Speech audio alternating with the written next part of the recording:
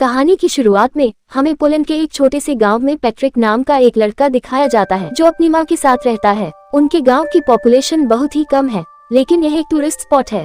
Patrick के पिता यहाँ से बहुत दूर काम करते हैं, इसलिए पैट्रिक और उसकी मां को हमेशा अकेले ही रहना पड़ता है। पैट्रिक जन्म से ही अपनी मां के साथ अकेले रह रहा है। उसके लिए उसकी पूरी दुनिया उसकी मां ही है, इसलिए वह हमेशा अपनी मां के साथ ही खेलता है, अपनी मां के साथ ही साइकिलिंग और साथ ही स्विमिंग करता है और बीच पर जाकर गेम खेलता है। उसका कोई और दोस्त नहीं होता, उसकी सारी दुनिया उसकी माँ ही है। वह अपनी माँ के साथ अपने गांव में चलने वाली ट्रेन के साथ रेस लगाता है और यही उनका डेली रूटीन है। पैट्रिक की सारी जिंदगी उसकी माँ के इर्द गिर्द घूमती है। पैट्रिक और उसकी माँ का रिश्ता ठीक वैसा ही होता है जैसा किसी बच्चे का अपनी माँ के साथ होता है, जहाँ खुशी और प्यार से भरा रिश्ता होता है और जीवन में उन्हें किसी और की जरूरत नहीं थी। लेकिन पैट्रिक की जिंदगी में खलबली तब मच गई जब आसपास के गाँव के लोग अपने बच्चों को लेकर समर वेकेशन की वजह से पिकनिक मनाने आने लगे और यहाँ रुकने लगे। पैट्रिक किसी से भी दोस्ती नहीं कर पाया क्योंकि वह शुरू से ही अकेला रहा था। उसे किसी से दोस्ती करने में बहुत प्रॉब्लम होती थी। धीरे धीरे उसने देखा कि अब उसकी माँ रात को रोज घर से बाहर जाने लगी है। शुरुआत में पैट्रिक ने इन सब चीजों को अनदेखा किया,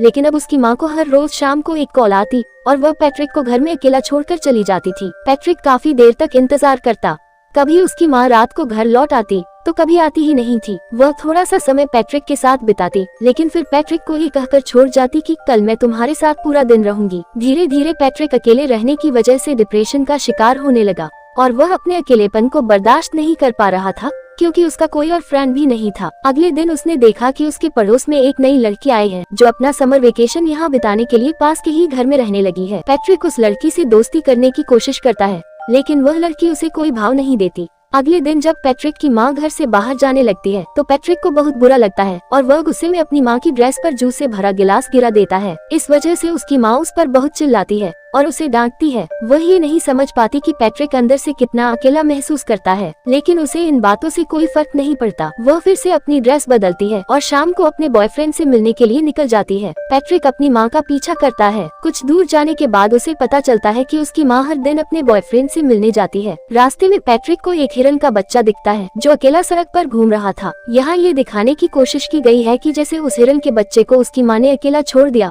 वैसे ही पैट्रिक भी पूरे गांव में पूरे समर वेकेशन में अकेला पड़ गया था। हिरन के बच्चे को देखकर पैट्रिक को मानो एक प्रेरणा मिलती है और वह अगले दिन नए दोस्त बनाने के लिए तैयार हो जाता है। वह पास में आए लड़की माइका से बात करने लगता है और थोड़ी देर की बातचीत में ही वे दोनों अच्छे दोस्त बन जाते हैं। माइका बताती है कि उसके पेरेंट्स का डाइवोर्स हो चुका है और वह भी बहुत अकेला महसूस करती है। माइका और पैट्रिक में अब बहुत अच्छी और गहरी दोस्ती हो जाती है। अब पैट्रिक वे सारी एक्टिविटीज करने लगा जो वह अपनी माँ के साथ किया करता था, साइकिलिंग करना, स्विमिंग करना और झील के पास बैठकर टाइम स्पेंड करना। उसे अब माइका के साथ रहकर खुशी मिलने लगी थी और वह अपने अकेलेपन और डिप्रेशन को थोड़ा कम महसूस करने लगा था। वह अपने दर्द को माइका के साथ शेयर करने लगा था। अगले दिन पैट्रिक के घर पर वह लेडी आती है जिसके हस्बैंड के साथ पैट्रिक की माँ का अफेयर चल रहा होता है। वह पैट्रिक को कुछ नहीं कह पाती और उसकी माँ के न होने पर अकेले बैठकर बहुत रोती है। पैट्रिक अच्छे से उसका ध्यान रखता है और उसे कुछ खाने को देता है। उसी शाम पैट्रिक के डैड का फोन आता है। पैट्रिक और उसकी माँ दोनों उनसे बात करते हैं। कॉल के बाद पैट्रिक की माँ उसे सख्ती से कहती है कि वह अपने डैड को उसके अफेयर के बारे में कुछ नहीं बताएगा। वह उसे कसम दिलाती है कि वह किसी से कुछ नहीं कहेगा। पैट्रिक ये सोचकर मान जाता है कि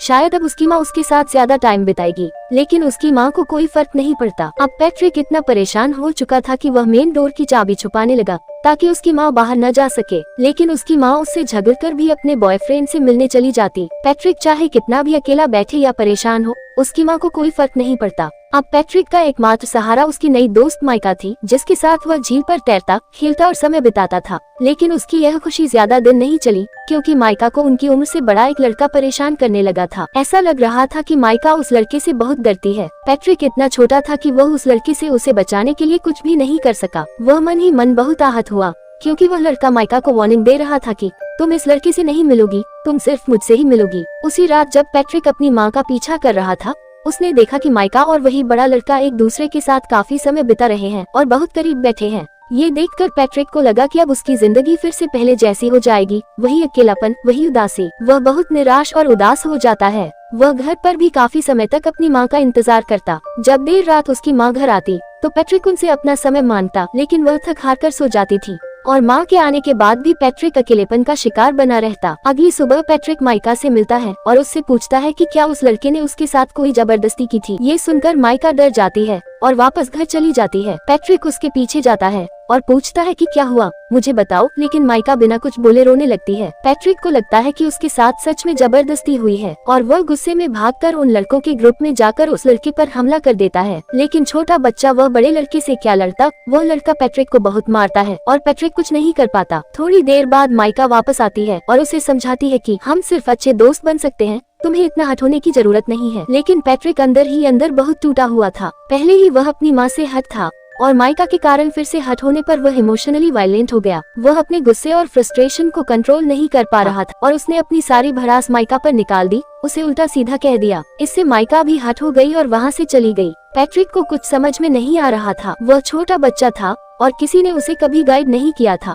उसकी माँ ने कभी उसे सपोर्ट नहीं करती, न समझाती। इस वजह से वह हर बात अपने तरीके से समझकर करता गया और उसके अंदर अनस्पोकन इमोशंस का बड़ा सा गुबार बन गया, जिसकी वजह से वह बहुत फ्रस्ट्रेट रहने लगा। उसी रात पैट्रिक की माँ घर रोती हुई आती है। लग रहा था कि उसके बॉयफ्रेंड से झगड़ा हुआ है या ब्रेकअप हुआ है। वह कई दिनों तक उदास रहती है, लेकिन पैट्रिक उन्हें अपने पास देखकर खुश रहता है और उनकी काफी केयर भी करता है। एक रात अचानक उसके डैड वापस लौटते हैं और दोनों के लिए बहुत से गिफ्ट लाते हैं। पैट्रिक खुश हो जाता है कि अब उसका समर वेकेशन अच्छा जाएगा, क्योंकि उसके डैड ने वादा किया था कि वह पूरा वेकेशन उसी के साथ बिताएंगे। तीनों एक परिवार की तरह समय बिताने लगते हैं और पैट्रिक की एंजाइटी और अकेलापन धीरे धीरे कम होने लगता है। उसके डैड और इसके माँ को देखकर पैट्रिक को बहुत खुशी मिलती थी और एक अच्छे परिवार की तरफ टाइम स्पेंड करते हैं। एक रात चेस खेलते हुए उसके डैड पूछते हैं कि क्या उसकी माँ उनके जाने के बाद किसी से मिलती थी या देर से घर आती थी। लेकिन पैट्रिक ने अपनी माँ से वादा किया था कि वह उनका राज किसी को नहीं बताएगा, इसलिए वह कुछ नहीं बताता। उसके डैड को शक होने लगता है क्योंकि माँ का व्यवहार काफी बदल गया था। तभी माइका पैट्रिक को बुलाने आती है। वह पैट्रिक के साथ साइकिलिंग और लेक में स्विमिंग करने जाती है। बाद में वह बताती है कि उसका समर वेकेशन खत्म होने वाला है और वह जल्द वापस चली जाएगी। माइका को पैट्रिक को हट करने का दुख था, लेकिन अब कुछ नहीं हो सकता था। जब पैट्रिक घर लौटता है, वह देखता है कि वही लेडी जो कुछ दिन पहले आई थी सीढ़ियों से नीचे उतर रही है। अंदर जाकर वह अपने डैड को बाथरूम में रोते हुए देखता है। उसे समझ आ जाता है कि उस लेडी ने उसकी माँ के अफेयर की सारी बातें उसके डैड को बता दी है, क्योंकि उसकी माँ का अफेयर उस लेडी के पति के साथ था। ये जानकर उसका डैड दुखी होकर फैसला करता है कि वह यहाँ नहीं रुकेगा और वापस अपनी जॉब पर चला जाएगा और शायद कभी लौटेगा भी नहीं। पैट्रिक की माँ उन्हें रोकने की बहुत कोशिश करती है, लेकिन जब रिश्तों की बुनियाद भरोसा हिल जाए तो किसी को रोकना मुश्किल हो जाता है। पैट्रिक का डैड चला जाता है, समर वेकेशन खत्म हो जाता है और अब पैट्रिक को स्कूल जाना होता है। पैट्रिक की माँ उसे तैयार कर स्कूल छोड़ने ले जाती है।